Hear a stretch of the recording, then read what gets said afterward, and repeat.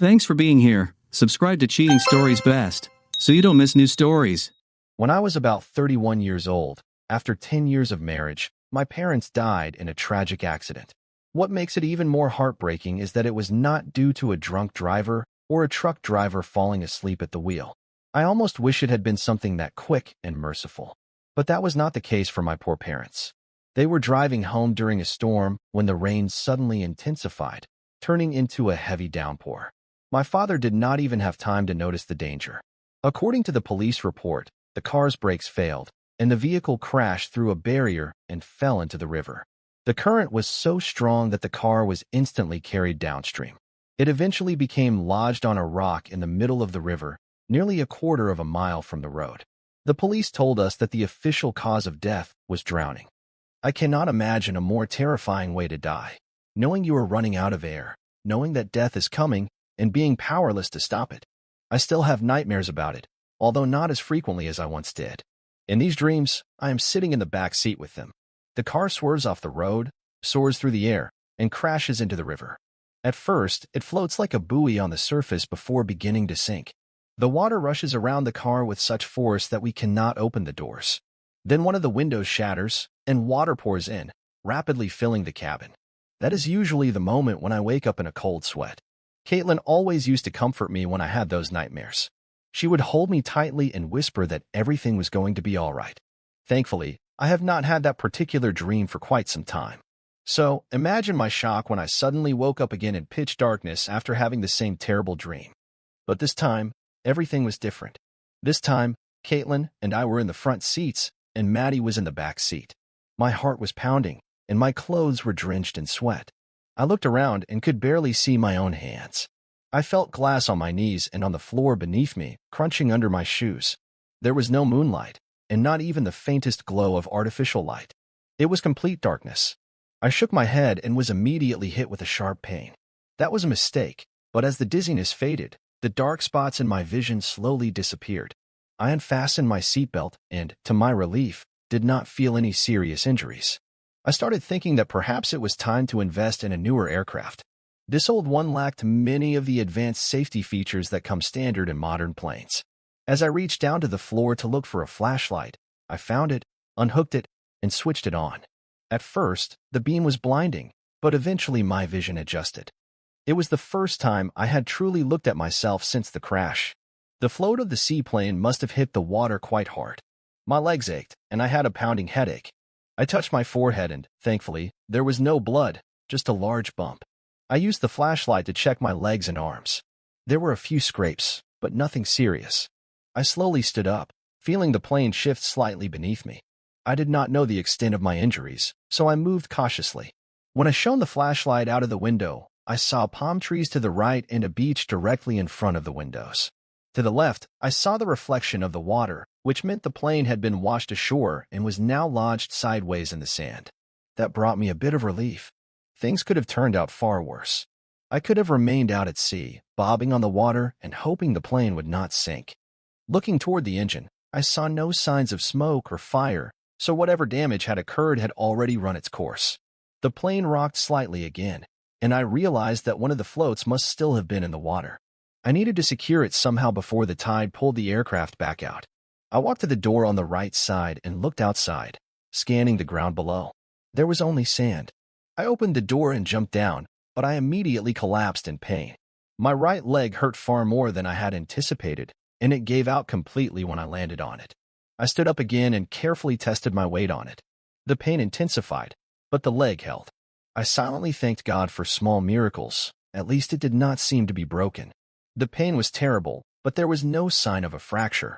Jumping again was clearly out of the question. Limping to one of the rear compartments, I retrieved the emergency supplies and the rope stored there, then closed the compartment. I placed the emergency kit on the front seat of the plane and went in search of something to tie the aircraft to. There was a palm tree nearby, just within reach of the rope, so I made my way toward it. I wrapped the rope tightly around the trunk of the tree and tied a secure knot. Then I pulled the remaining length of rope back to the plane and tied it to the front float post, reinforcing it with another knot. It was nothing short of a miracle that the rope was long enough. Only about 2 feet remained when I was finished. A wave of mixed emotions washed over me. and I decided to take a moment to collect my thoughts. So, I had crashed, God knows when exactly, and now I had found myself on an island that appeared to be uninhabited, at least near the crash site. I was injured, but not critically. My plane would likely be unable to fly again without serious repairs. I had some drinking water in the emergency supplies, but no food at all. There were no signs of human presence nearby, and I realized I would probably be stuck here alone for some time. I took out my mobile phone, but as expected, there was no signal. I switched on airplane mode to conserve the battery. Okay, James, I told myself. Think clearly. Then it hit me, the radio.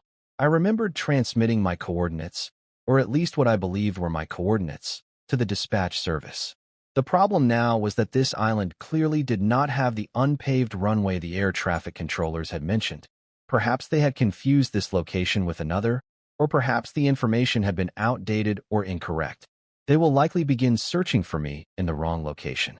I slowly climbed back into the plane and attempted to turn on the radio transmitter. Unfortunately, the indicator light flickered briefly and then went out. Either the radio had malfunctioned or the battery had died while I was unconscious. So what should I do now? I checked my phone again. It was approximately 4:30 in the morning. Realizing that I would not be able to accomplish much in the darkness, I closed the plane doors, locked them, and attempted to sleep. Looking back, I think I should have remained awake in case I had sustained a concussion. Fortunately, as I later learned, I did not have one, and there was no serious threat to my life. I awoke at dawn. The sun was rising above the palm trees, and I could hear birds singing in the distance. I exited the plane to get a better view of my surroundings now that it was light outside. As a child, I had attended a scout camp, though I remembered very little of what we were taught. However, I did recall that a person can survive for several days without food, but without water, far less. The first task was to take inventory of the supplies aboard the aircraft. I opened both rear compartments and found a small toolkit, some luggage, a flare gun, and a couple of extra rubber bands. It was not much, but it was better than nothing. The flare gun contained only one round, but it could be useful if someone happened to fly over or pass near the shore. I carried all of the supplies to the edge of the forest, trying to keep them in a spot where they would remain dry. After a short rest, I noticed a large, multicolored parrot land on a branch above me. It stared at me and fluffed its feathers. Well, at least I was not completely alone here. Returning to the plane, I searched the cockpit once again. To my relief, I discovered several bottles of water and a couple of small packages of inexpensive peanuts, the kind typically handed out on commercial airlines. The water was an excellent find, but the peanuts would not last long. Aside from those, there was nothing else useful in the cabin. I returned to the trees, sat in the shade, and began to reflect on my situation. How did this happen? Why had I been experiencing such terrible luck recently? Was it my fault? Had I failed to inspect the aircraft thoroughly before departure? Perhaps Sean should have noticed the issue. Of course, we had enjoyed ourselves with friends, but on the day my daughter left, I had not consumed any alcohol, so drinking was not a factor. Too many questions and not a single answer. Enough thinking. It was time to take action. I told myself what I need to do in order to be rescued. This area is relatively well mapped, so sooner or later, someone will likely notice my absence. All I needed to do was find a way to signal for help. I had a flare gun, but it only contained one charge. I needed to create some kind of smoke signal, something visible from a distance. In addition, it was necessary to find food. Perhaps it would be like in the movies, catching fish in a tidal pool or something similar. Then again, relying on movie survival tactics was hardly ideal. I shook my head and chuckled at the thought. Still, no matter how desperate I became, I made a promise to myself. I would not resort to talking to a volleyball like in that one film. That would be too much. Maybe it would be better to talk to the parrot instead. Lord, what kind of thoughts are these? I sat in the shade, wondering how long it might take before a ship or aircraft came close enough to see my signal. I spotted a massive cargo ship in the distance, but it was far too far away for my flare to be noticed. That meant I still needed to light a fire. I ventured into the forest and started gathering anything I could find: branches, twigs, large leaves, and even a few sizable logs from long-fallen trees. I dragged all of it to the edge of the forest and built a large pile in the shape of a traditional teepee. I still had to figure out how to light it, but at least I had a structure ready. Satisfied with my small accomplishment, I sat back in the shade and took a sip of water. Before I knew it, The bottle was empty. Great. I would have to be cautious and ration my water because I had no idea how long I would be stranded here. Maybe I should look for a hiding spot like Captain Jack Sparrow. Yes, now a bottle of rum would be very useful. No, stay focused. I glanced at my phone. It was almost 2 o'clock in the afternoon. I was extremely hungry and stared at the remaining peanuts as if they were about to transform into a full meal. When no miracle occurred, I stood up and looked around. There was nothing edible nearby, only palm leaves, and I was not yet so accustomed to island life that they looked appetizing. At least I managed to laugh at my own joke. Maybe it was time to recall some lessons from the movies, try to catch a fish, or walk deeper into the forest in search of something edible. After a moment of thought, accompanied by a well-timed growl from my stomach, I decided to venture into the forest. I walked deep into the island for about 10 minutes, moving so far from the shore that I could barely hear the sound of the waves anymore. Aside from ferns, palm trees, and the occasional flowering plant, I did not see anything that looked like fruit. Eventually, the forest gave way to a grassy clearing. At the far edge, I spotted a small lake, and to the right of it were several bushes bearing berries. I walked over to them and picked several handfuls, wrapping them in my shirt. I was unsure whether the berries were safe to eat, but I decided to gather them just in case. After harvesting the berries, I looked around the lake. The water appeared clear, but I knew drinking it without treatment would be risky. If I could find a way to boil it, I believed it might be safe. In the water, I noticed some small fish only a few inches long, but possibly enough to count as food. Returning to the beach with the berries, I sat down and tasted one. It turned out to be slightly sweet and surprisingly pleasant. I ate a few and decided that if they made me sick, I would deal with it later. The parrot was still nearby, just watching me silently. I ate nearly all the berries, saving a few for later, and chose to sleep in the plane again, considering it the safest shelter available. The next morning, I was awakened by the distant sound of a helicopter. I quickly got out of the plane, grabbed the flare gun, and began scanning the sky. I could not see anything, but I could still hear the sound. It grew louder, then faded again, almost as if my ears were playing tricks on me. After a few agonizing minutes, the sound completely vanished. Damn it! I shouted toward the sky. To say I was disappointed would be an understatement. I was devastated. Perhaps I should have lit the signal fire instead of relying on the flare gun. I walked back toward the trees with my head down, only to discover that the remaining berries had either been eaten or trampled. Great. I should have taken them with me into the plane.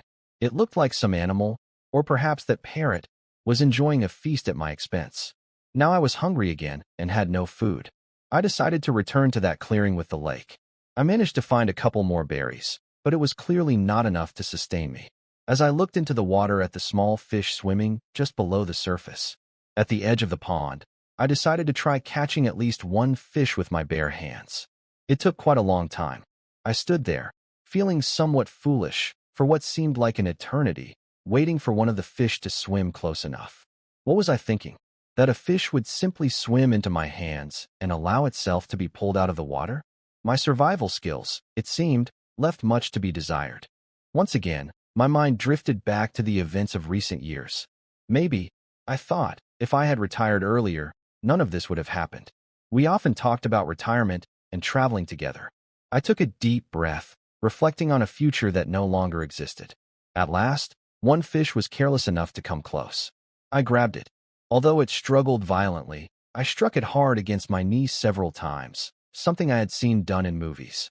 It worked. The fish stopped moving. Now, I had to figure out how to start a fire.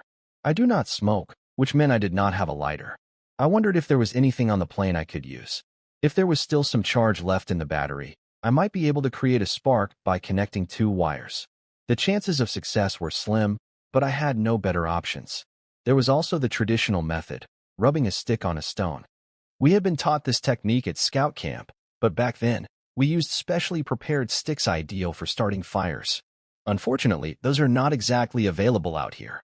I chuckled quietly at my own thought, but the amusement faded quickly. First, I created a circle of stones and placed small branches and dry leaves in the center. Hoping the battery might help, I found a sturdy stick and tore off a piece of my shirt, wrapping the cloth around one end of the stick like a makeshift torch. Then, I disconnected the positive wire from the terminal and pressed it to the negative one. To my immense relief, a spark appeared. I carefully brought the cloth-wrapped end of the stick closer to the spark. After several attempts, and with a few more sparks, the torch finally caught fire. I blew gently on the flame to help it burn hotter, and soon it stabilized. I tossed the burning torch into my small fire pit and watched as the flames grew. After placing the fish on a stick, I opened it with my hands. It was a messy process, but I did not care. I simply wanted to clean the fish so I could cook it. Once I finished cutting it open, without the help of a knife, I skewered the fish and held it over the fire. While it cooked, I looked again toward the sky and the ocean. I saw a few large planes flying high above, but nothing nearby. I also noticed a couple of cargo ships far on the horizon, but not one was close enough to justify lighting my signal fire. God, how boring it all was. There was nothing to do now but fight to survive. I slowly ate the fish, carefully avoiding the bones and scales, and drank the second bottle of water. While the fish certainly was not as satisfying as a steak, it was still decent enough. After the fire burned down to glowing coals, I sat and enjoyed the warmth for a while. Eventually, though, the coals cooled, and I returned to the plane to spend the night. A loud bang jolted me awake. The plane rocked violently, and rain began pelting the wings and windows, pouring in through a broken window. It was still dark outside, with the sun barely starting to rise behind heavy clouds. A storm was the last thing I needed right now. I stayed inside the plane, waiting for the storm to pass. Fortunately, after an hour or two, the rain eased and eventually stopped altogether. I was exhausted, but despite the fatigue, sleep refused to return as the day wore on. I stepped out of the plane and checked on my signal fire. The top layer of wood was wet, but I hoped the sun would dry it quickly. On the other hand, damp wood can sometimes be useful. It produces more smoke. I had learned this the hard way many years ago during a camping trip with friends. That day turned out to be mostly unproductive. I ate the remaining peanuts, drank half a bottle of water, and stayed near my small camp. The parrot continued to keep me company, staring at me mockingly, as if saying, "You still won't make it." I did not hate the bird, but at times, I felt tempted to throw a rock at it, just for being there. No ships approached my island. I only heard one airplane that seemed to be flying low enough to notice me. I was ready with my flare gun, but I never saw the aircraft. It must have flown past on the other side of the island. That realization made me furious. "Why haven't you found me yet?" I shouted, shaking my fist at the sky. No answer came. I sank back onto the sand. I did not cry, but I felt like I was about to. This was not how I imagined the last days of my life. Of course, I had wanted to leave my old life behind, but not like this. At the end of the day, I ate the last of the peanuts and finished the bottle of water. The next morning, I tried connecting the wires from the plane's battery directly to the radio. Unfortunately, the wires were too short, so I removed the battery and eventually managed to connect it directly to the radio. The device powered on, and I immediately began transmitting a signal. I did not know how much time I had before the battery would die, so I tried not to waste a second. I briefly described what had happened and where I believed I might be located. Soon, I began to hear interference, some distorted, unclear responses. But before I could make out anything meaningful, the battery gave out. The radio fell silent again, and I could only hope that someone had heard my message and that they would find me in time. Now I was frustrated with myself for not having tried this earlier. Great, I muttered into the empty air. Maybe I really did need to find a volleyball and start talking to it. Clearly, the parrot was not much help in this situation. I spent the rest of the day picking berries and discovered another bush near the clearing I had found earlier. I tried again to catch a fish in the lake, but I was unsuccessful. The berries, fortunately, turned out to be edible. I ate all of them, though they were not enough to satisfy my hunger. That night, I drank half of the remaining bottle of water and sat once again on the beach. It seems I fell asleep right there on the sand, because I woke up with the cold morning air brushing against my face. The warm glow of dawn was just beginning to emerge from behind the mountain on the island. I now had only half a bottle of water left, and no more nuts or berries. The sound of the waves sparked an idea. I searched the beach, but did not find what I was looking for. I continued walking along the shore for about a mile, following the curve of the coastline, until finally, I found it, a tidal pool. At the end of a small bay was a shallow pool, about 1 to 2 feet deep in the center. I hoped something had become trapped in it, as I was now seriously at risk of starving. I waded into the pool, the water reaching up to my waist, and waited. I hoped to catch a fish. Time passed slowly. It felt like an eternity, but nothing appeared that I could catch. Frustrated, I left the pool and headed toward the ocean, wondering if I might have more luck trying to catch something bigger there. I stepped into the sea until the water reached my chest. I could see the sandy bottom and a few fish swimming nearby, though they moved quickly. Even though I doubted the plan, I decided to wait. Eventually, a fish nearly 2 feet long swam toward me, coming very close to my feet. Without moving my legs, I carefully turned and tried to grab it. I almost succeeded. I managed to hold it tightly for a brief moment, and I truly believed I could catch it. But I was not the only one hunting. Suddenly, something gray flashed in front of me. I felt a powerful jerk. The fish was ripped from my hands. A shark had appeared and snatched the fish right between my arms. If it had moved an inch to either side, I might have lost my hand. Frozen in fear, I let the shark take the fish. Then, I slowly began to back away until I reached water shallow enough that I felt safe. I could hardly believe what had just happened. I had never seen a shark in person before, only on television, on the Discovery Channel. But now, face to face with one, I knew for certain that I never wanted to encounter another. I climbed onto the shore and collapsed onto the sand, still in shock. And then it hit me. The shark had taken my only chance at food. I was in real danger of starving again. Exhausted, dehydrated, and with my stomach growling painfully, I made my way back to the crash site. I had no plan left. All my so-called survival knowledge, learned from movies and books, had failed me. I sat down, not even sure what I was waiting for. Perhaps I was just waiting to die. The parrot was still there, as always, perched nearby and seemingly mocking me.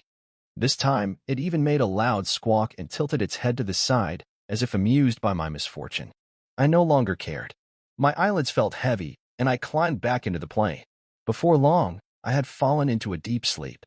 When I awoke at dawn, I realized another perfectly sunny day lay ahead, but this time, I had no food and no water. I knew the day would be a true test of endurance. I made my way down to the beach and simply sat in the sand, at the lowest point I had ever reached. It was the lowest moment of my life. I asked myself a haunting question. Is it even possible to end your life using a flare gun? Probably not. Then another dark thought crossed my mind. Maybe I could just swim out into the ocean and let the sharks take me. But no. That would likely be excruciating long before the end came. It's strange, thinking about how your life might end. Most people assume they will pass away peacefully in their sleep after a long life. I always believed the same. But now, sitting there and contemplating my own death, I couldn't escape the weight of that reality. And then, I heard it. A faint hum. The distant sound of a plane approaching. It was not very close yet, but I could tell it was heading in my direction. I leapt to my feet, barely thinking, and fired my flare pistol at the pile of what I had gathered for a signal fire. The flare didn't do much, mostly creating light and smoke, but it did help ignite the wood. Soon, the fire began to catch. I stood there, frantically waving my arms, trying to fuel the flames as quickly as possible. Before long, the fire was burning brightly. I stepped back from the intense heat and prayed that the plane would see the rising smoke. At the last moment, I grabbed a stick and quickly etched the word, "help," into the sand. Time seemed to stop. Then, finally, I saw it. What an incredible sight. The plane appeared from behind the mountains and flew directly toward my location. It passed overhead, then circled back for another approach.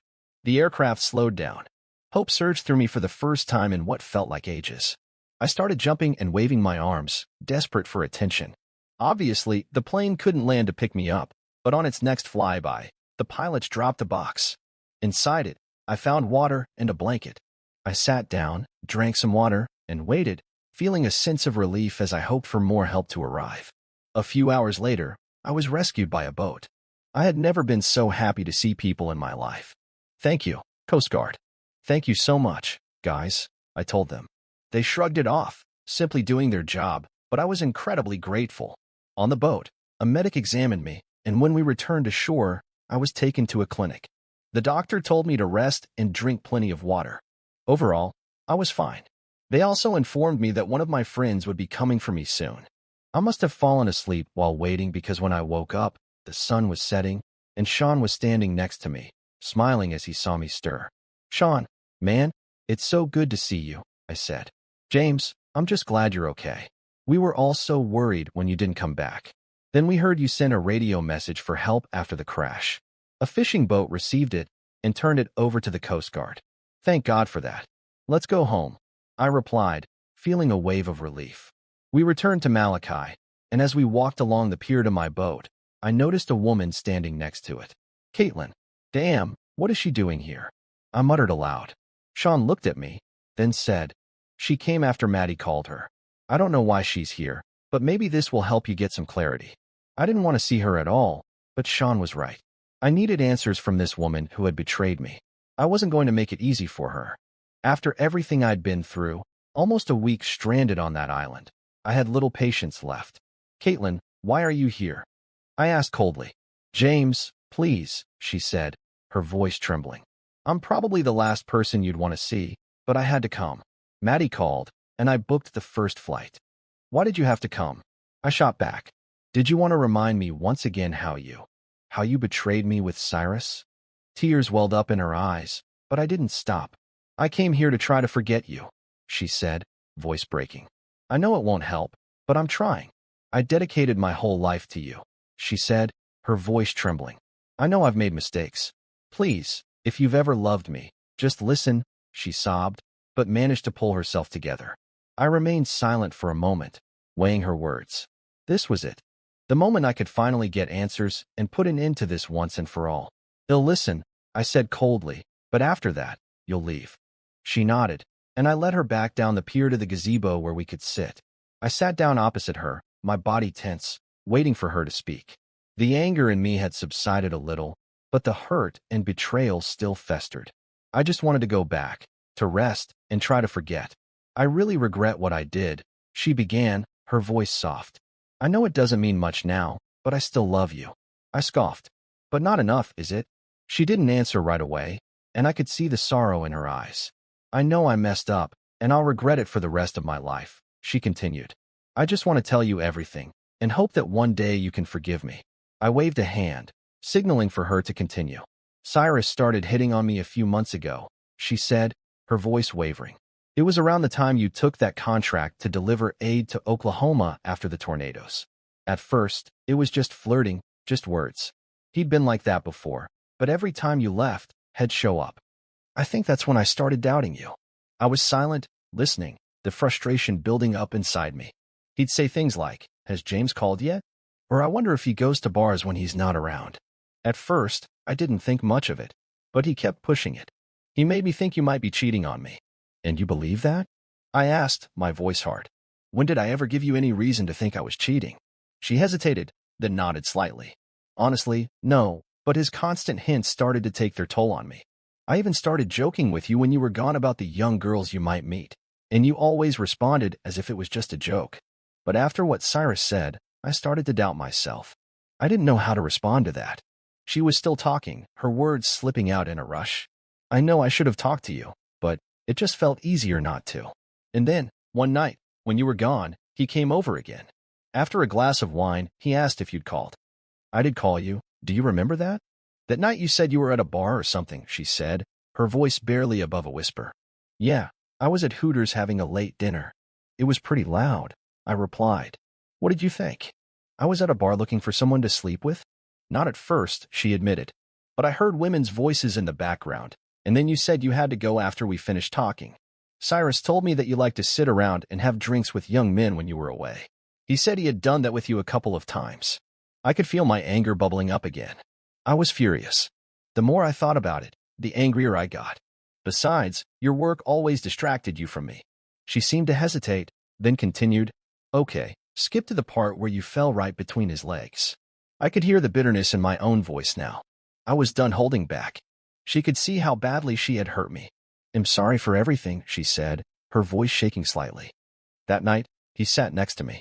He started to comfort me, and I told myself that I needed attention too. If you could get it on the side, then maybe I could too. That first night, I thought about you. In fact, while he was with me, I imagined you. It was nice, but it was far from what we had. Anyway, after that night, he kept coming over when you weren't there. I don't know why I kept coming back, but we met at his place a few times when you were in town. I shook my head in disbelief. How could I have been so blind? She had been cheating on me for so long. I had suspected it when I found out he visited her after I left, but hearing the truth was more painful than I could have imagined.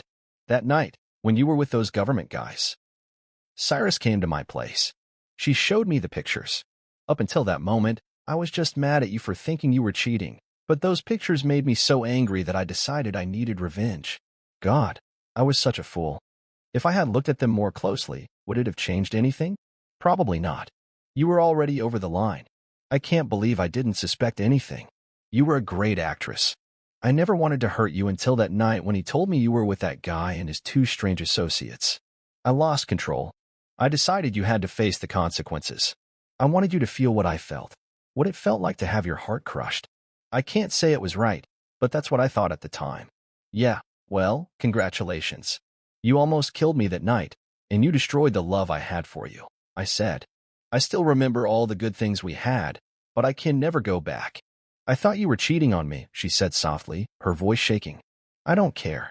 You should have talked to me about it. You should have at least been respectful and tried to figure things out before you went to him.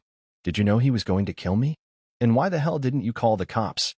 I would have, but when I got back to the house, everything was already cleaned up. Her tears started flowing again, but I just sat there, waiting for her to calm down. As I waited, I heard applause. I turned my head to the left and saw Cyrus standing there. What the hell? This day felt like it was straight out of the Twilight Zone. I immediately jumped up, ready to move toward him and take action. But just as I was about to make my move, he pointed a gun at me. Seriously? Again? Damn it. I was frustrated. Cyrus, why do I even bother with you? I thought we were friends, but I was clearly wrong. This was the second time he'd pulled a gun on me. He pointed it right at me. This time, it seemed bigger than before, and I wasn't counting on a miracle. James, he said, shaking his head. Poor guy. You really don't understand anything, do you? I stared at him, confused. I had no idea what he was talking about. My gaze must have shown my confusion. What are you even talking about? I asked. He smirked, pleased with himself. Luckily, I had good friends. Sean showed up just in time. He pointed his gun at Cyrus's head and ordered him to lower the weapon. Sorry for the delay, Sean said. I saw that idiot sneaking up on you, and I knew something like this would happen. Cyrus growled but lowered the gun anyway. He glared at me with an expression of complete disdain before saying something that made my legs almost buckle. My mother was seeing someone else, and my father found out. You want to know who the lucky guy was? Cyrus asked, his voice dripping with contempt. Timothy Holmes. If my face showed even a hint of the shock I felt, it would have been enough. Yes, your dear father had a night with my mother, he said with a smirk. You always wanted to know why they got divorced, right? Well, now you know. I didn't find out right away, but when I did, I started plotting my revenge on your entire family. Wait a minute, are you telling me that because my father made a mistake and cheated on my mother with yours, I deserve all the pain you threw at me? I shouted. I thought you were my friend. You betrayed me. Cyrus just looked at me with hatred in his eyes. I couldn't stand your happiness, he spat. Your parents were still together, and you had this perfect family while I was miserable. My parents haven't spoken since then, and when they do, it's only to fight. I'll never forgive your family. I took revenge on your parents and now on you. His words made my heart stop. Did he just admit to being involved in my parents' tragedy? What did you just say? I muttered, feeling both anger and horror flood through me. Cyrus, with a twisted kind of satisfaction, almost seemed to enjoy the confession. His eyes glinted with a painful joy as he continued. You heard everything correctly. I caused their accident that night.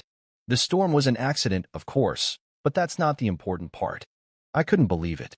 My breath caught in my throat as the gravity of his words sank in. Caitlin shook her head in disbelief, tears streaming down her face. She looked like she might faint from the intensity of it all. I've had enough, I said, my voice trembling with rage.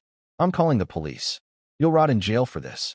I reached into my pocket for my phone, ready to end this nightmare. Cyrus raised the gun again.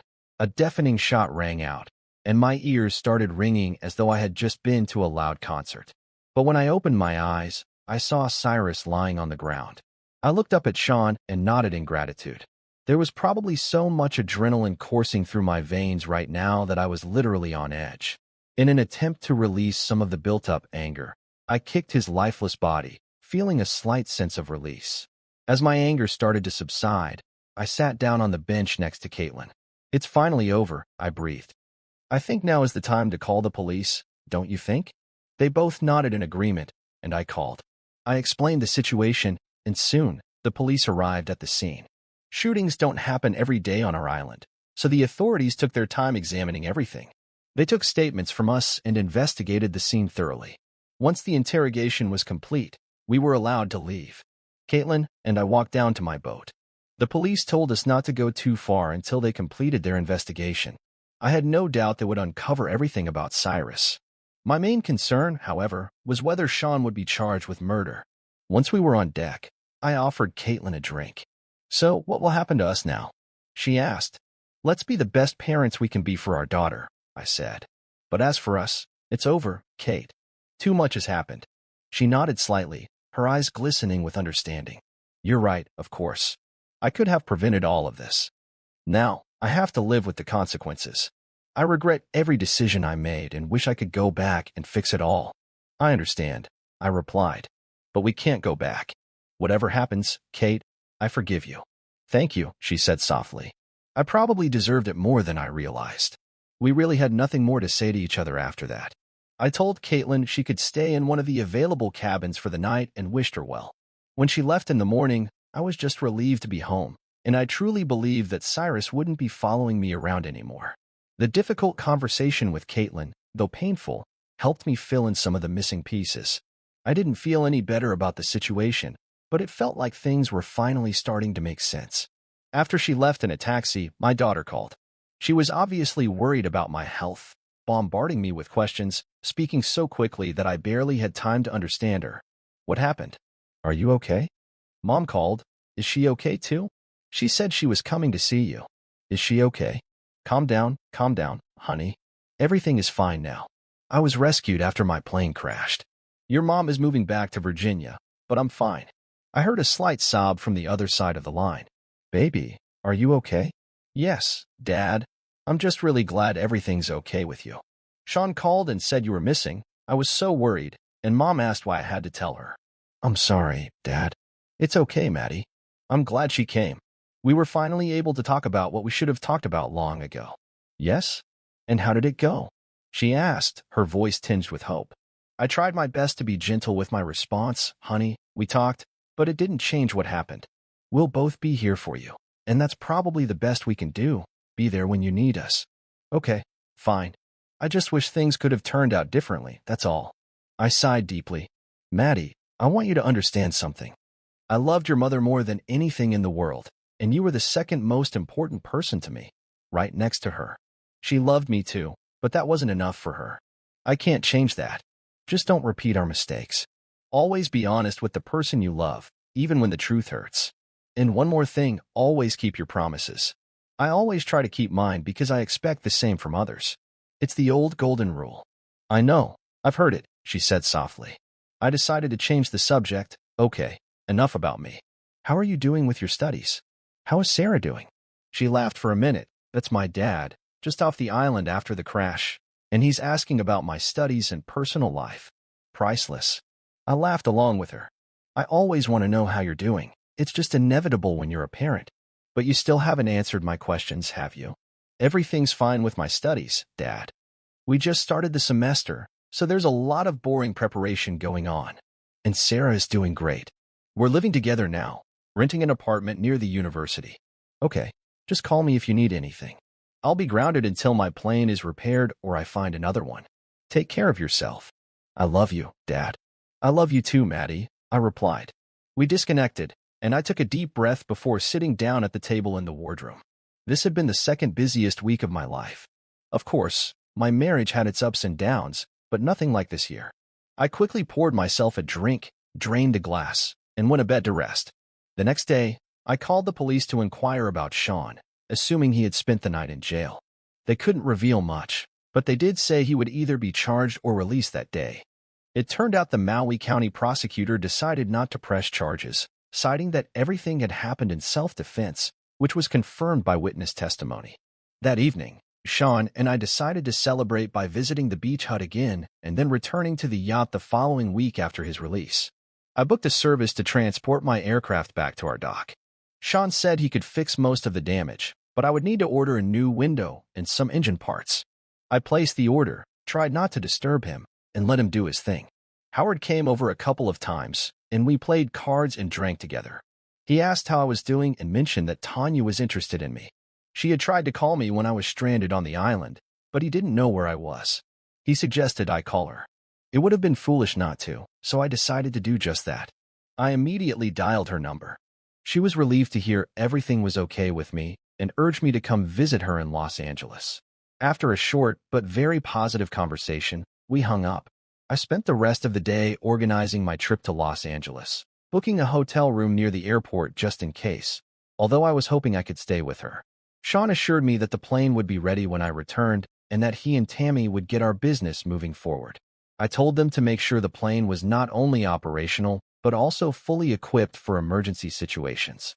I didn't want to find myself in that kind of situation again without better preparations. They both drove me to Honolulu Airport, seeing me off to the island on my own yacht. I found it amusing, but I trusted them completely without asking any questions. I spent about an hour on deck chatting with April, Tammy's daughter. She was an energetic and smart little girl, and I told her that she should spend more time with her mom at work. This brought a smile and a wave from Tammy, who was steering the yacht at the time. When her daughter came down to the cabin for a snack, I sat down next to Tammy. Tammy, I haven't had a chance to thank you for being here with me. It means a lot to me to have people around me that I can trust. James, you gave us a chance to live in Hawaii, get away from my ex-husband, and now you're thanking me, she asked in surprise. Yes, thank you. You were ready to change your life, move your daughter so far away from her family and friends. I'm glad it helped you and that you're doing well here, but I still wanted to say thank you. Well, if you put it like that, please, she replied with a smile. By the way, you should know that April started calling you Uncle James. She's really attached to you, and I truly appreciate that you're such an important male figure in her life. She really needs someone like you. I guess I just want to say I'm glad you're my friend, I added, patting her on the shoulder. It's mutual, she replied. I'm glad you're my friend too. When you get back, let's have a big barbecue. What do you think? That's a great idea, I agreed. I spent the rest of the short trip in silence, simply watching the waves, yachts, and other views around me. They dropped me off, and I promised to call. I took a taxi to the airport, and my flight departed slightly ahead of schedule. Overall, it seemed like things were starting to look up again, and I decided that I didn't want to miss out on this good fortune. The plane landed at 25 minutes earlier. Thanks to a tailwind that shortened the travel time, I landed ahead of schedule. I didn't envy those big commercial pilots, even if they flew more automated and comfortable planes. To me, flying those larger planes felt more like driving a bus compared to the smaller, more personal planes that I enjoyed. Yes, they required more work, but in the air, I truly felt alive. As I approached the baggage claim area, I was greeted by a burly, tan man holding a sign with my name on it. The word husky didn't even fully describe him. He looked like a younger version of Hulk Hogan. I approached him and introduced myself as Mr. Holmes. He waited as I retrieved my luggage and then walked me to the limousine.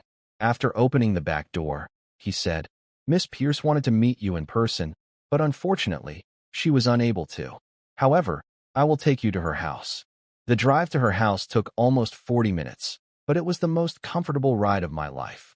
The limousine had everything, including a mini bar. I decided to try some Indiana bourbon, and it was pretty good. I'll remember the name for the future. As we approached the house, the car passed through a wrought iron gate with spears on top. The wall supporting the fence was at least 10 feet high and topped with what looked like barbed wire. The wall extended to the right and left for a considerable distance before connecting with the adjacent property. Once the driver was let through, we drove down a long, winding path lined with the most exotic plants and trees I had ever seen. The car stopped in front of the house, and I got out, amazed by what I saw. The entrance was massive, with large columns flanking the entrance. It was hard to even call it a door. It was so huge. 2 dark wooden panels were inlaid with black metal, riveted together in a way that resembled a cross between a castle door and a gate. The doors slowly opened, and Tanya appeared on the threshold. She looked stunning, wearing skinny jeans that hugged her figure and a T-shirt with the logo of some sports team. She came down the steps and hugged me tightly. I'm so glad you're okay and that you were able to come, she exclaimed. I'm glad to see you too, I replied, smiling as she hugged me even tighter. Then, she let go and pulled me by the arm, not giving me time to worry about my luggage. Out of the corner of my eye, I think I saw someone carrying it out of the limousine while Tanya led me inside. The entrance hall was enormous, But that wasn't surprising for a house like this. In the center of the hall was a beautiful wooden staircase with delicately carved banisters and a red carpet on each step. Tanya turned around in front of me, and before I knew it, she was in my arms again. She kissed me, and the passion in that kiss made it feel like it would leave a mark on the floor. Her fingers gently slid along the back of my neck, combing through my hair as her tongue traced my lips, leaving a taste of cherry. Our tongues intertwined, and a full 2 minutes passed before we broke the kiss for air. Taking a deep breath, she looked at me with a fiery gaze. "I've been waiting for this moment for so long," she said, her voice filled with intensity. I had felt a connection between us before, but this was something extraordinary. "Welcome to my home," she added in a low, languid voice. I followed her through the large kitchen and into the backyard. However, calling it a backyard or even a terrace wouldn't do it justice. It was a vast recreational area with a pool, a jacuzzi, a small cabana that looked like it was used as a bar, and another cabin that might have been a guest house. Behind all of this was a lawn so expansive it could have been turned into a small golf course. Tall trees surrounded her property, creating a natural barrier, and winding paths led off into the distance, where a gazebo could be seen. It all seemed like something out of a poem, a perfect, secluded place. Though I was no longer on the islands, it still felt like what they call Hakuna Matata, a worry-free state of mind. I was determined to enjoy this vacation and my time with Tanya. She led me to a table with an umbrella and a few chairs by the pool. As we sat down, a slightly older woman approached us. "James, this is Edith," Tanya said. "She's not a maid, but she works for me. She takes care of me like a daughter, so she's become a sort of second mother to me." "Hello, Edith." "Nice to meet you," I said.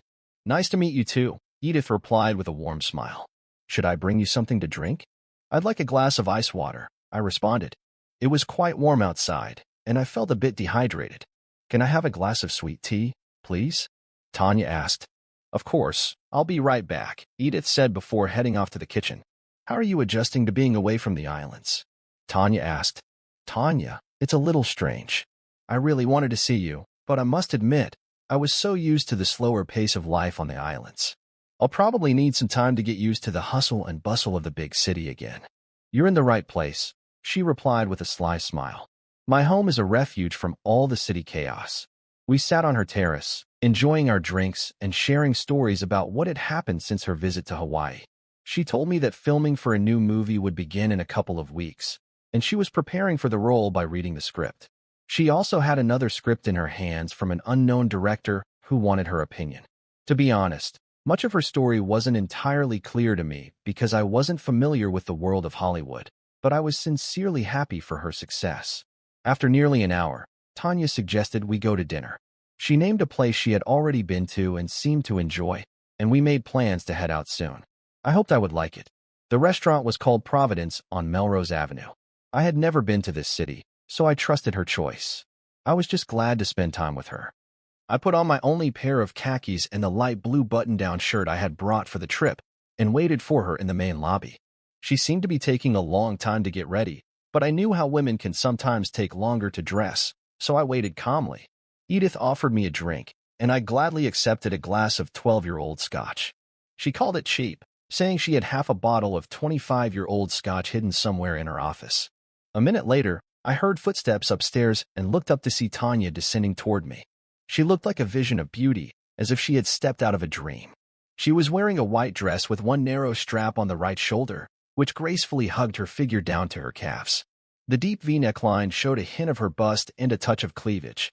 The dress was completed with sparkling 3-inch white heels.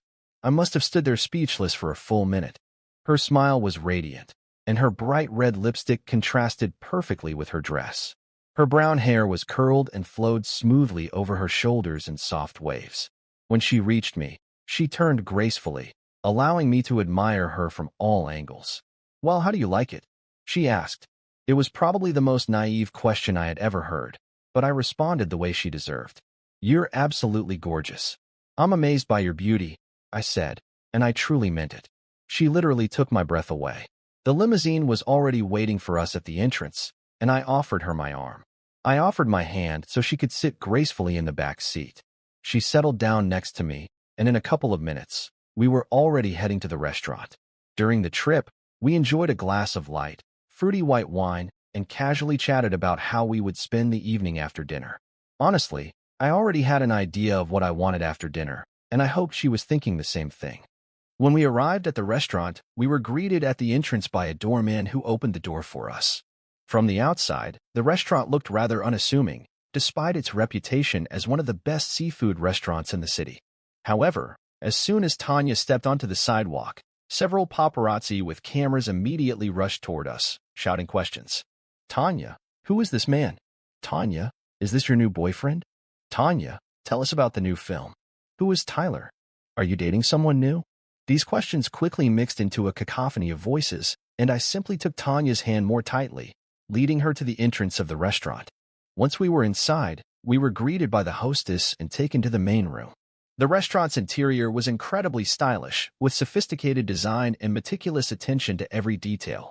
We were given a table on the second floor in the corner, overlooking the entire room. Sorry about those reporters. They don't give up, even when they need to, Tanya said apologetically. I chuckled. It's okay. I felt like a rock star for a minute. So, they think you're my boyfriend now? I asked with a smile. Tyler was my boyfriend last year, she replied. But we broke up a few months ago. We separated by mutual consent, mainly because we had nothing in common and couldn't even talk normally. Everything ended quietly, to avoid unnecessary attention from the press. Now you see why, right? She smiled, but her eyes showed slight excitement, as if she was worried about my reaction. I thought for a moment, but quickly decided that her past didn't matter. Each of us has our own story, and I preferred to leave it in the past. You know, by this time tomorrow, you'll be a star, at least for a while. The guy who dated Tanya. Sounds good, right? She said playfully, but I noticed a hint of nervousness in her voice. Tanya, I didn't come here to become famous or get my moment of fame. And I certainly don't want to be called the guy who was with Tanya, although I admit, I like the idea of being with you. I leaned forward with a smile and took her hands across the table. I came here to enjoy your company and maybe re-experience the connection we had on that beach. She smiled warmly, squeezing my hands tightly. That's exactly what I needed to hear. By the way, how much time do you plan to spend in the city? I plan to stay here for about a week, maybe a little more. It all depends on a few circumstances. But mostly, I was hoping that you and I can spend this time together, and maybe you could show me around the city like you promised. She smiled, remembering her promise. Okay, agreed. Starting tomorrow, I'll show you a few of my favorite places, as well as something no one knows about. Even celebrities have their secrets, she added with a sly smile. It was hard to tell if she was a really great actress or if she just loved teasing me, probably both. We continued to enjoy our evening, and when it was time to leave, Tanya simply told the waiter to put the bill in her name and that she would pay later. This was clearly not a place where you could think about tipping or paying the bill with small bills. There were almost no prices on the menu at all, just marks on some dishes from the chef. I asked her about this. To be honest, I feel a little out of place here. Should we leave a tip on the table? I asked with a smile. She opened her purse, took out a $100 bill, and placed it between the glasses of water. Do you think this will be enough? She asked, laughing. I simply nodded, and we headed out. The waiter hurried to the counter to call the valet, and by the time we left, our limousine was waiting for us at the curb. The paparazzi were still milling around the entrance, asking questions and flashing their cameras, but we simply ignored them and quickly got into the back seat. The road to her house flew by quickly, and as soon as we entered, Tanya immediately wrapped her arms around my neck and kissed me so passionately that it felt like my lips would start to ache. We were locked in a passionate embrace, pressing tightly against each other until it became difficult to breathe. She took a step back, fingers still laced behind my neck, and looked at me with a fiery gaze. Well, shall we go upstairs? Her question left no doubt, so I simply nodded and followed her, watching her graceful movements as she ascended the stairs. I followed her closely, almost stepping on her heels in a playful attempt to keep up. She led us into her master bedroom. In her bedroom, she turned around and hugged me again, and there was an undeniable spark between us. She gently ran her fingers through my hair, and I responded in kind, holding her close. The atmosphere between us was electric, and we shared a quiet moment, feeling the connection grow stronger. We moved slowly, savoring every touch, the tension building as we shared the intimacy of the moment. It wasn't just about the physical, it was about the trust, the closeness, and the emotional bond that had deepened between us.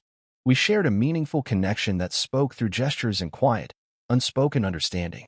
Our movements were slow and deliberate, every moment feeling more intimate than the last. There was a deep sense of closeness that went beyond just being together. It felt like an intimate dance, where each gesture was a shared experience, each touch a mutual understanding of the trust and connection between us. We were aware of each other's feelings, and every motion was filled with tenderness, a reflection of the bond we had built. Our gazes locked, and there was a sense of unity that transcended words.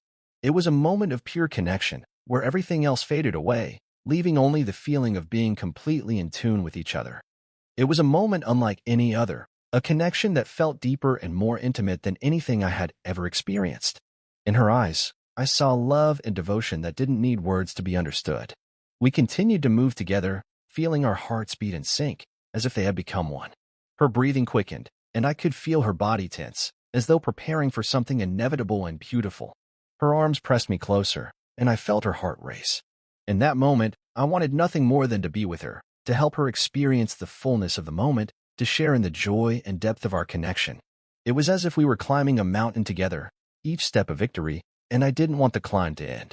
Eventually, her body relaxed, and we shared a long, tender kiss, savoring the closeness we had built.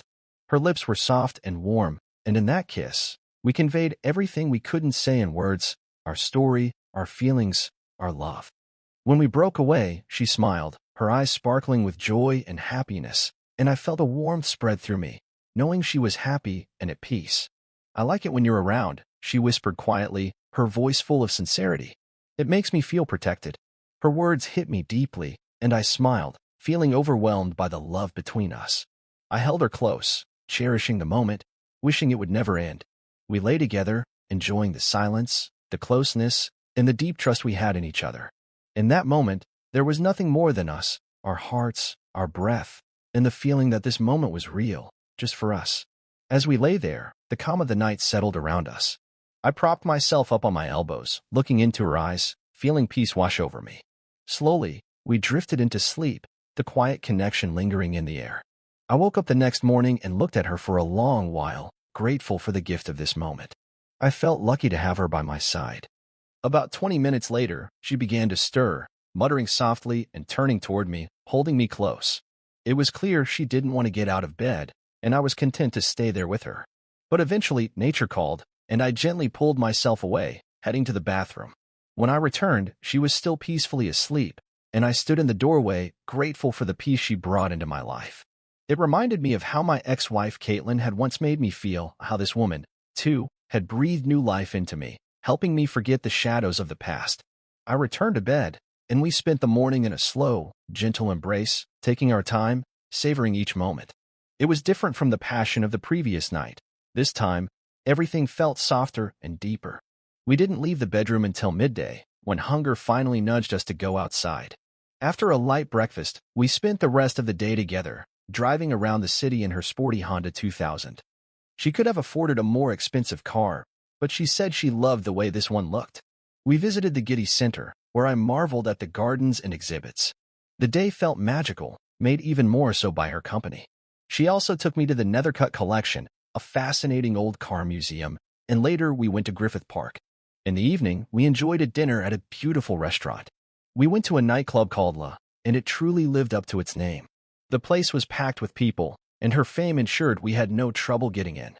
However, it also drew a lot of attention, with many eager to be around her. I grabbed drinks for us, but she was quickly swept away by a blonde guy who looked like he belonged in a magazine ad. It stung a little, but I stopped myself from feeling jealous.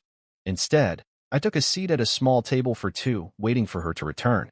After a couple of fast-paced songs with pounding beats, she came back to me. I handed her the drink, and we laughed about how we could barely hear each other over the blaring music. She motioned toward the terrace, standing up and inviting me to follow her. Once outside, we were greeted by the warmth of the night air and the sight of a starry sky. "It's always so noisy inside," she said. "Sorry, but at least the view out here is nice, right?" The stars above us were breathtaking, and the terrace had a cozy atmosphere.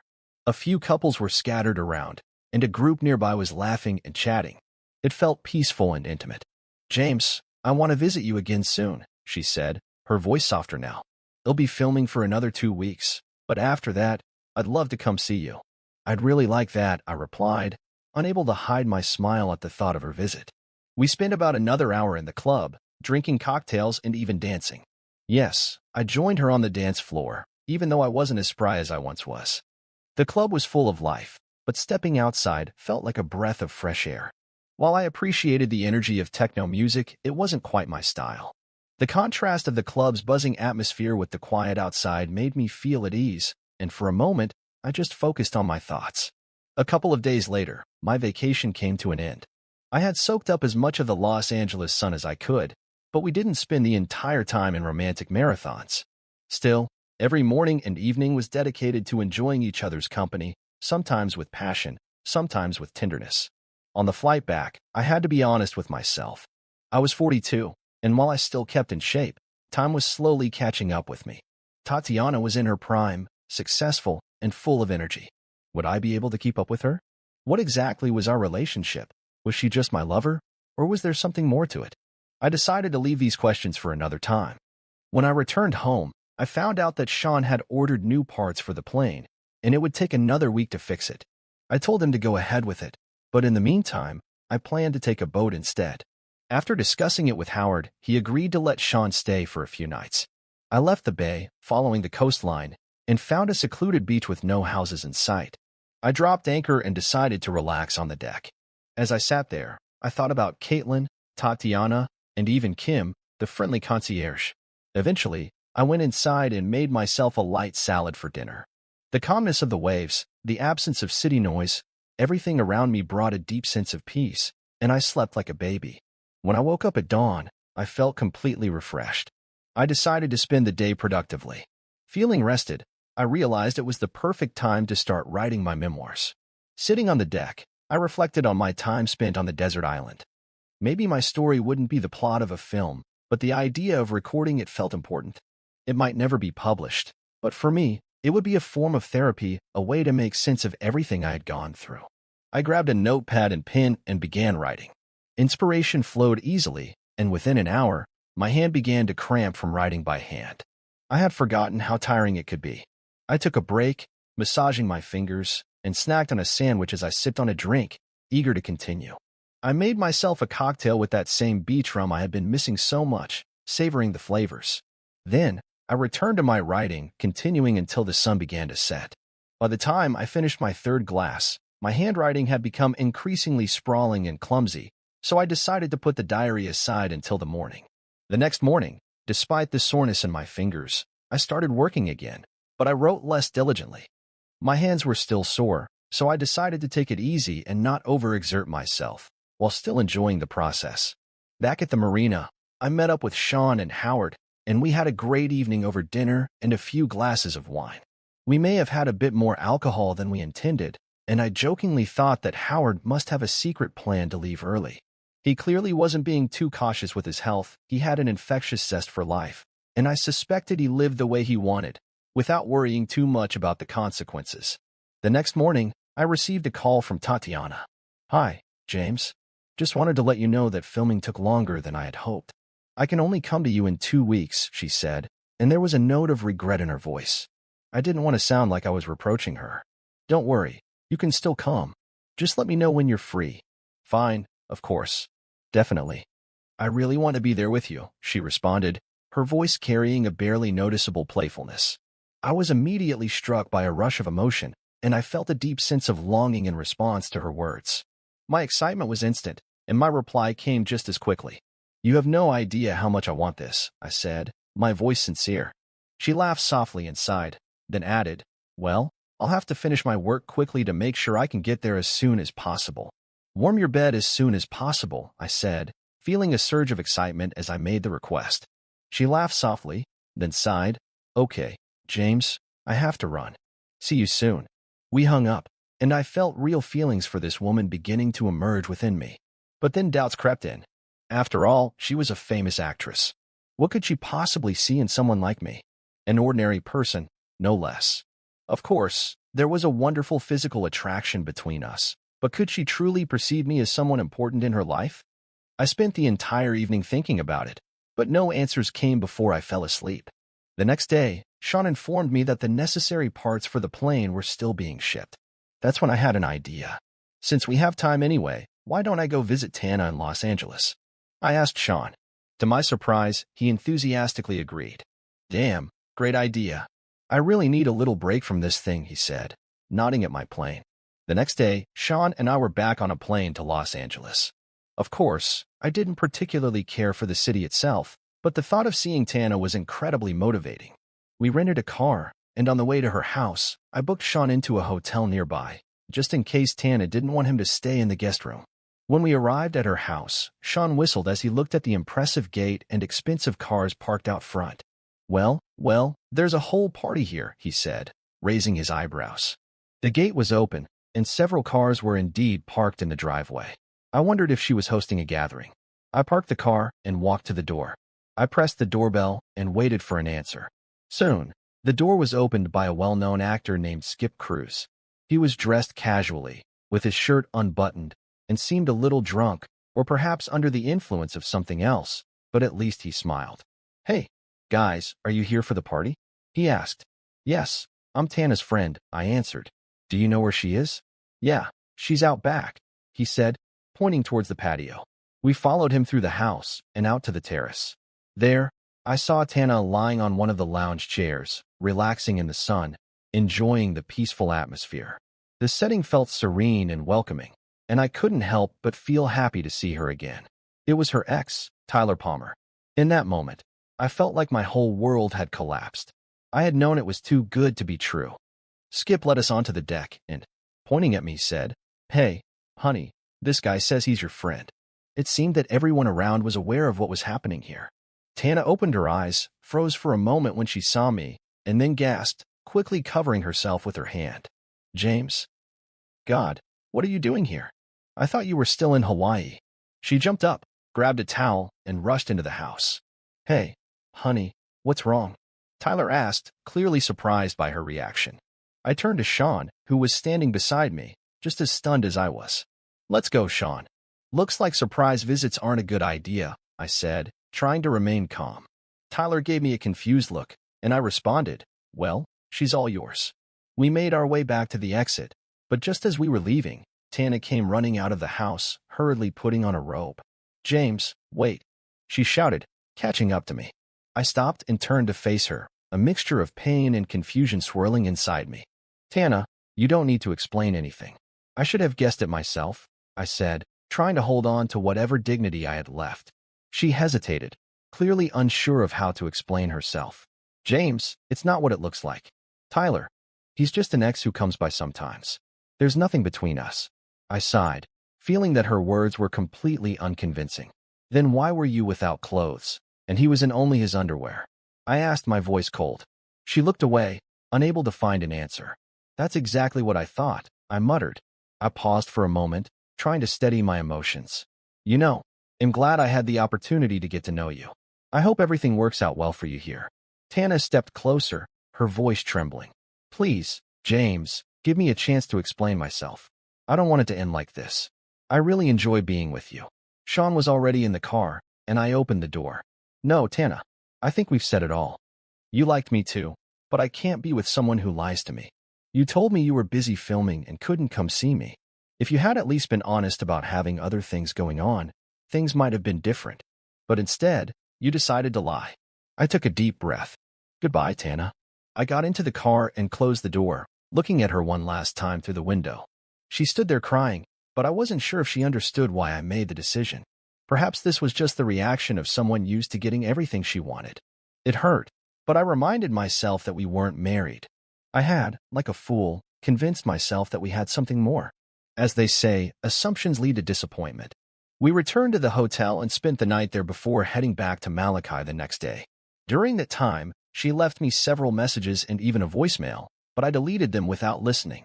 I decided to leave this chapter behind me and return to my life in Hawaii. Of course, I was sad that our short romance ended this way, but at least I was grateful that I discovered the truth before I became too attached. Caitlin, how did I end up here? I know that I'm to blame for much of what went wrong, but why did I even get involved in all of this? It shouldn't have ended like this. When I returned from Hawaii, after that difficult attempt to apologize to my husband, I desperately needed to pull myself together. Let me back up a bit and explain how I think things fell apart. About 2 years ago, my daughter graduated from high school and was preparing to go to college.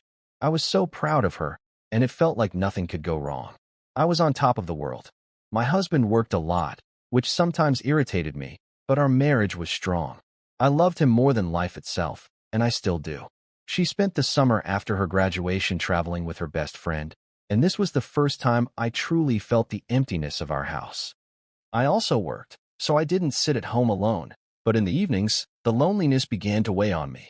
James was constantly on the move, delivering goods to the most remote corners, while I stayed at home alone. Yes, he was home sometimes, and those were the best days and nights, but that was not enough.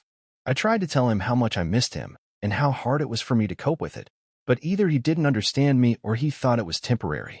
I felt really alone, almost abandoned. In the end, I suggested that he try to hire another plane or pilot so that he wouldn't be constantly on the road. I know what you're probably thinking now. Oh, poor woman, she rushed to cheat on her husband and blamed it on herself, but that's not the case. Of course, it upset me immensely that he was often away from home, but at that time, I was still loyal to my husband. To be honest, I went on a couple of trips with James, and it was nice. We really grew closer during those moments, but I still felt like he was torn between me and his business. Over time, I stopped asking him to take me with him, and he didn't invite me either. Looking back, I think that's when I started to lose respect for him. It seemed to me like he was choosing work over me, as if it were more important. Now, I understand that I should have talked to him about it. Perhaps that conversation would have saved both of us from the pain. Cyrus. I cursed that man. I'm not saying I'm blameless in this story, but if it weren't for him, I would probably still be a faithful wife. They say everything looks clearer in hindsight, and I tend to agree. Looking back, I see all the little jabs, sarcastic remarks, even all the times he showered me with compliments. I was seduced, and I will forever be ashamed that I didn't resist it. For almost a year, I lived a double life. When James was home, I temporarily forgot about my jealousy of his work. We were always good together, but he left so often that in his absence, I sank back into anger at him, or at least into an insane envy of his work. Things came to a head about 2 months before that fateful night. James left on another trip, and Cyrus came to see me. I was already halfway through a bottle of my favorite Chardonnay, and, once again, angry at my husband for not being there when Cyrus arrived. He turned on his charm. "Caitlin, you shouldn't be alone so often. I'll talk to James and take over more of his flights. He should be next to you," he said. It seemed like a cliché, but at that moment, I felt pleased. "Thank you, Cyrus. That would be great. But why doesn't he ask you for more help?" I said. "I keep telling him he goes away too much. It seems like you could hire another pilot or add another plane if there's so much work to do." Yes, I suggested this to James too. He keeps saying we don't need another pilot, that this way we earn much more and fly more. I think he'd fly every day if he could. He seemed so sincere, and it made me feel good to feel like someone cared about me. I called James, but the call went straight to voicemail. Cyrus said James should have been at the hotel hours ago. For the first time, I seriously considered whether he might be cheating on me. Cyrus left that night, giving me a warm hug before he left. I admit that even the innocent kiss on the cheek excited me a little. The following week, James returned home, and everything seemed to be back to normal, but soon, he had to leave again, and I didn't want to be left at home alone. "James, can I come with you?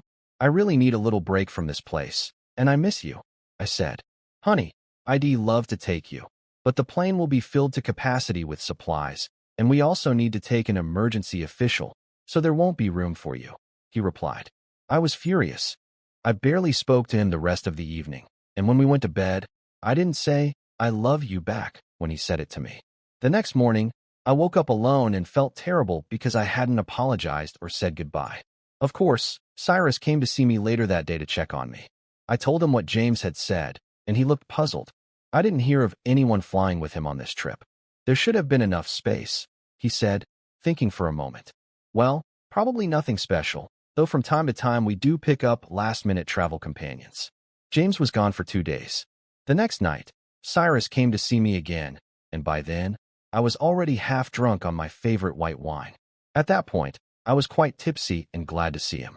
That night, I made a mistake. I'm ashamed to admit it, but it was the first time I was unfaithful to my husband. Cyrus was so sweet and hugged me tightly as I burst into tears. When the tears subsided, we began to kiss. The kiss turned into more, and soon I found myself lying on the sofa. I felt conflicted, but at that moment, I allowed things to happen.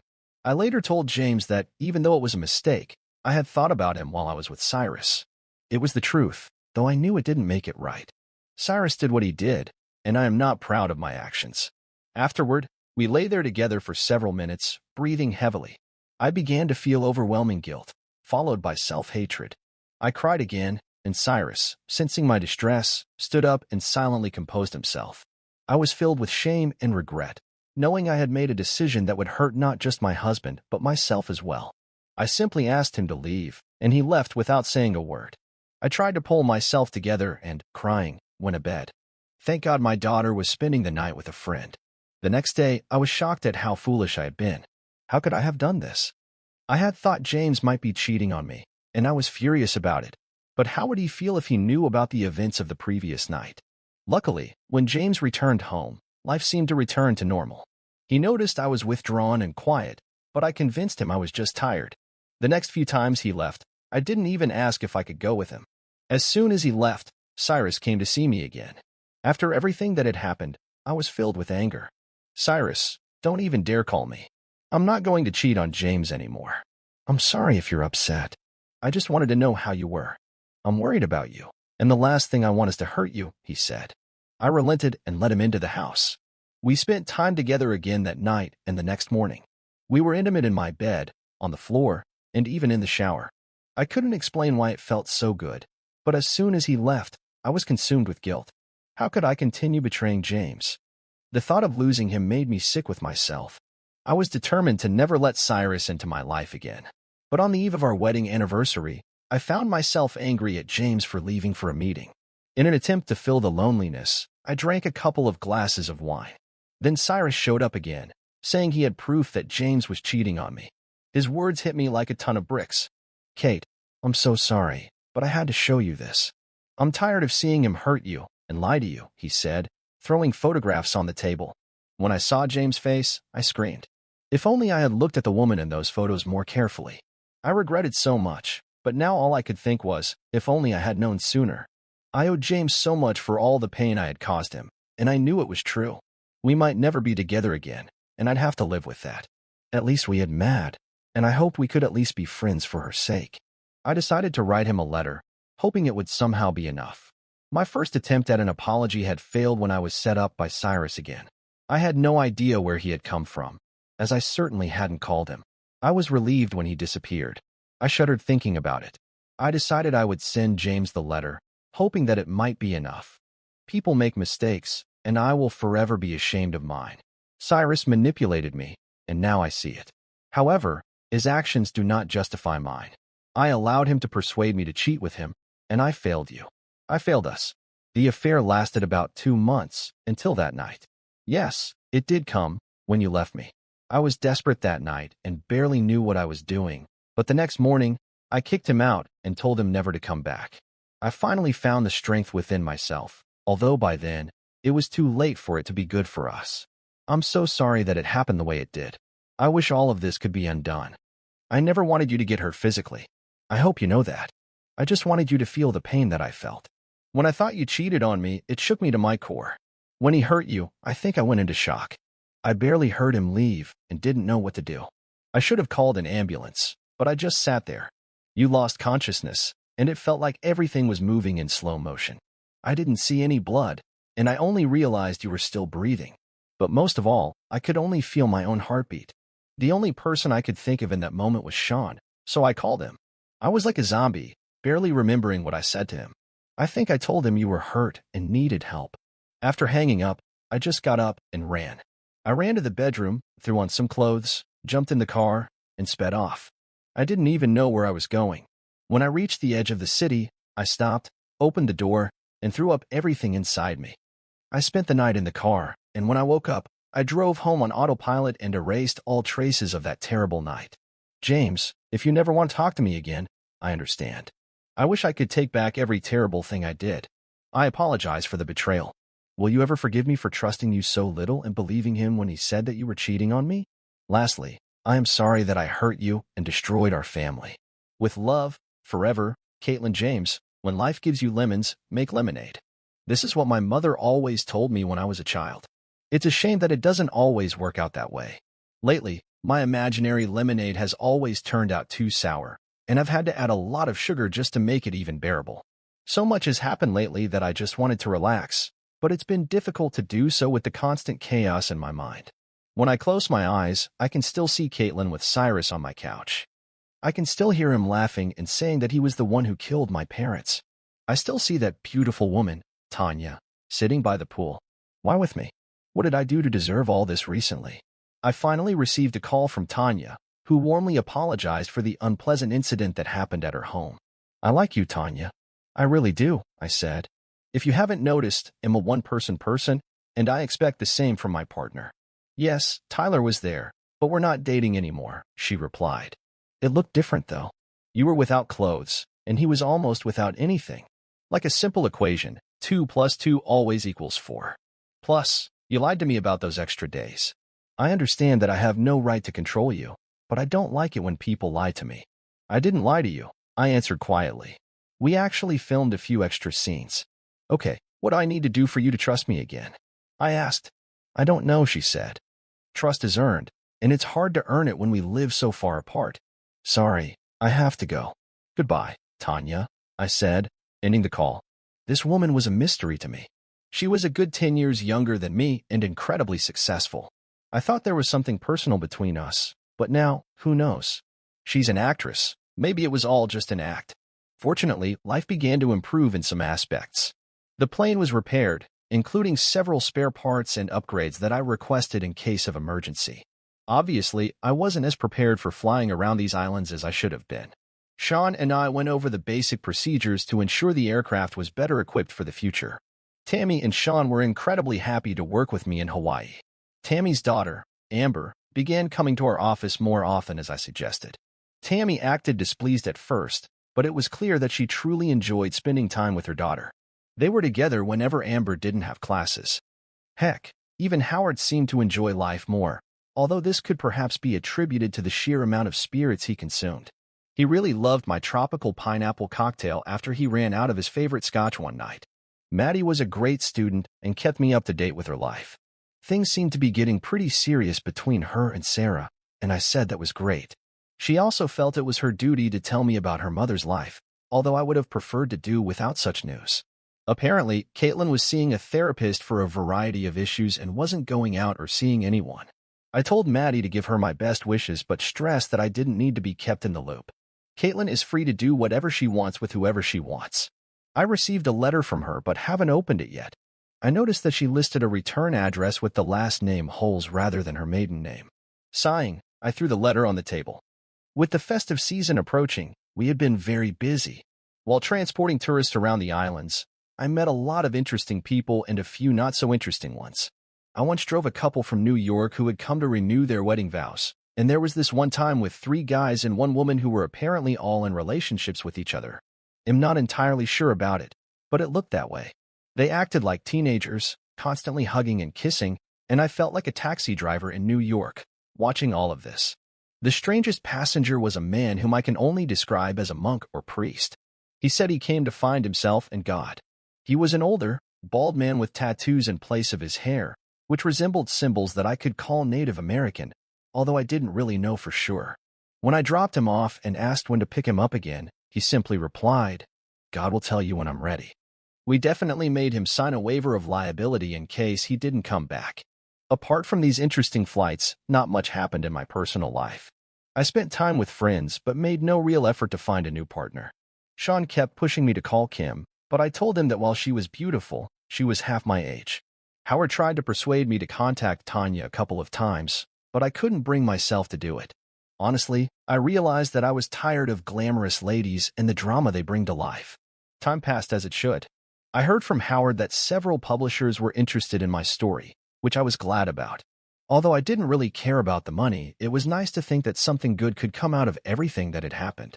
With so much free time, I had a lot of opportunities for self-reflection, and I realized that in every difficult situation over the past couple of years, my reaction had been to run.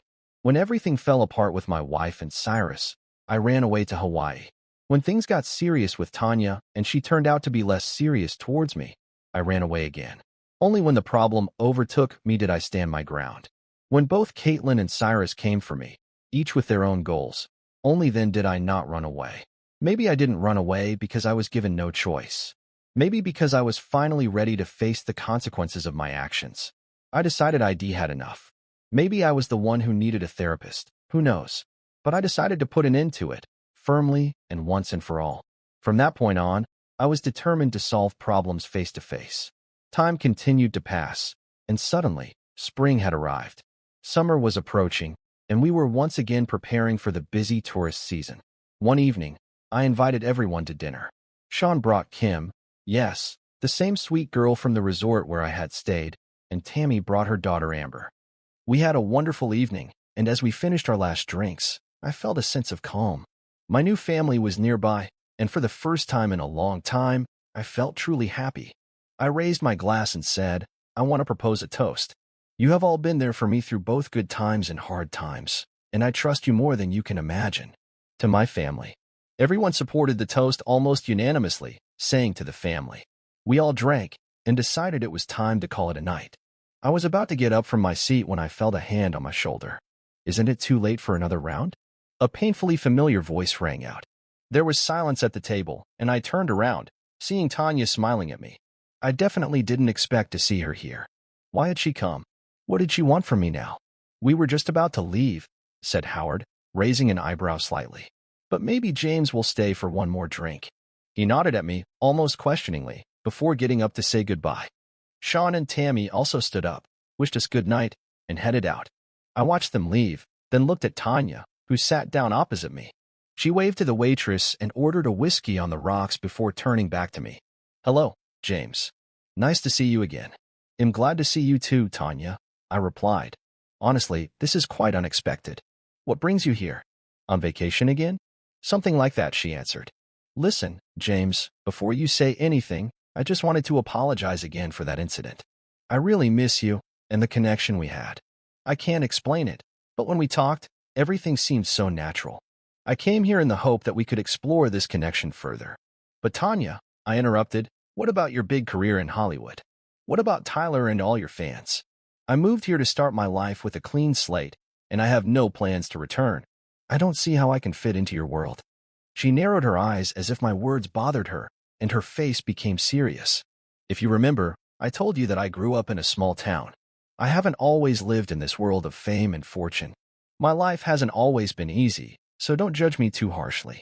Her voice became louder, and her cheeks turned slightly red. Perhaps I really had misjudged her all along. I'm sorry, I said.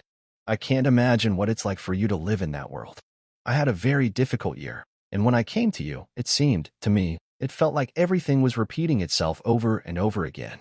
She lowered her head, looked at the table for a while, then raised her eyes. I saw tears in them. I would never intentionally hurt someone I care about. This was all a huge misunderstanding, James, she said softly. I could feel my heart racing as I tried to process her words. I came here to say that I would rather be here with you than with 1,000 fake friends in Hollywood. Wait, are you saying that you really want to be here with me? I asked, not believing my ears. She nodded, a slight tremor in her voice. I want to live a normal life again. I want simple joys next to someone who is truly dear to me. If this means leaving acting and leaving Hollywood, I'm ready for that. I tried to comprehend her words. Was she really ready to leave her luxurious life in California for me? It seemed incredible, unless that life wasn't as wonderful as it seemed. I'll be honest, Tanya, I said, feeling vulnerable. I missed you, but you've probably noticed that I have serious trust issues.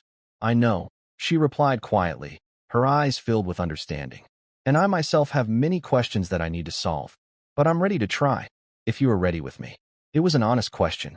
She wanted us to be together and try to figure out what had been tormenting both of us. Of course, I had to ask her those same questions, but at that moment, it felt like I already knew my answer.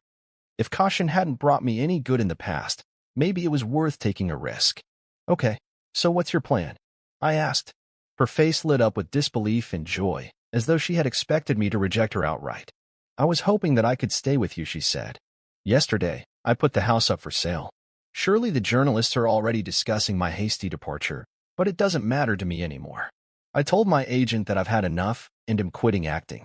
My last contract ended about a week ago, and I just packed my things and moved here. Everything else is in storage now. Did she really leave everything behind to be with me? Never in my life did I think I would find myself in such a situation. I never thought I'd meet a famous actress, let alone start something serious with her. And here we are. She was ready to leave everything to be with me.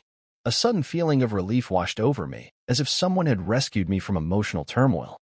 Ever since my marriage broke down, I have felt internally shipwrecked, unable to find refuge. This realization hit me hard, and I involuntarily bowed my head to hide my tears. I had been stranded for much longer than just a few days on this metaphorical island. Although I had friends and family close by, I had been hiding behind a wall, isolating myself from the true feelings I had suppressed for so long. Tanya stood up, hugged me, and allowed me to release everything that had been boiling inside. Then, we returned to the yacht, where we embraced and eventually fell asleep together. In that moment, I felt like I had finally found a home, lost in the embrace and intertwining of our bodies. I slept soundly, perhaps for the first time in months. Tanya stayed with me, and we both knew we had a lot to talk about all the problems we had faced in the past. We agreed to be honest with each other and face everything together. And in that moment, I realized that I loved her, and she loved me. At some point, I opened a letter from Caitlin. I felt a deep sadness as I read it, not just for everything that could have been, but also because I felt sorry for her. Despite the betrayal, she had been the center of my world for many years, and my heart fluttered a little when I learned of her pain. I called her and told her that I truly forgave her. We talked for several hours and were finally able to put everything in its proper place. We both understood that we would never be together again like we once were, but we decided to try to be friends. Madison got engaged to Sarah, and of course, I suggested they get married in Hawaii. Everyone was invited, including her mother attended the ceremony, and it was beautiful, as was my daughter. I proudly walked her down the aisle and couldn't help but feel happy for her. Howard, as always, tried to get everyone around him drunk, hoping no one would stay sober like him. It seemed he was the loneliest of us all, but at least he had a good time with my ex-wife at the wedding. It might seem strange, but to be honest, I was even happy for both of them. I hoped they would have better luck than Caitlin, and I did. I still run my company, Paddle Jump, with the support of Tammy and Sean. Sean is now in a relationship with a local woman who is perfect for him. Tammy and Amber are still very close and visit often. Amber has become like a second daughter to me and still calls me Uncle James. Tanya and I express our love for each other every day. I've gotten to know her family, and I love them all. Tanya started studying piloting so that we could fly together.